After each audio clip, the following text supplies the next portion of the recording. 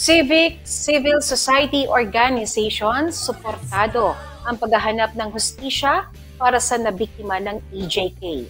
Umani ng suporta ang administrasyon ni Pangulong Ferdinand Marcos Jr. mula sa iba't ibang civic at civil society organizations dahil sa pagtugon ng pamahalaan sa Interpol upang mabigyan umano ng hustisya ang mga pamilyang nabiktima ng extrajudicial killings. Isa na ang Commission on Human Rights o CHR na kinilala ang inilabas na warrant of arrest ng International Criminal Court o ICC laban kay dating Pangulong Rodrigo Duterte kaugnay sa krimen laban sa sangkatauhan o crime against humanity na nangyari umano sa ilalim ng kampanyang War on Drugs ng kanyang administrasyon ayon sa ulat ng International Criminal Police Organization o Interpol. Alinsunod po sa kanilang mandato sa ilalim ng konstitusyon, nag-deploy ang CHR ng kanilang mga investigador para i-monitor at i-assess ang mga kaganapan sa kaso ng dating presidente kasunod ng pagkakaaresto noong March 11, 2025.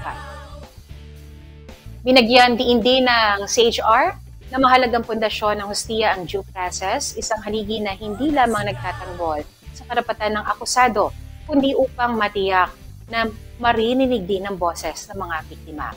Kahit na kumalas na ang Pilipinas sa ICC, iginiit ng CHR na may kasalukuyang legal obligations pa rin ng Pilipinas sa Interpol. Idiniin din ng CHR na dapat panagutin ang iba pang sangkot sa mga paglabag kung mapapatunayang sila ay nagkasala. Ang CHR bilang independenteng pambansang institusyon ng karapatang pantao ng bansa ay nananatiling nakabatay sa kanyang konstitusyon na tungkulin na subaybayan ang mga paglabag sa karapatang pantao, pati na rin ang palakasin ang panawagan para sa pananagutan ng lahat ng mga salarin.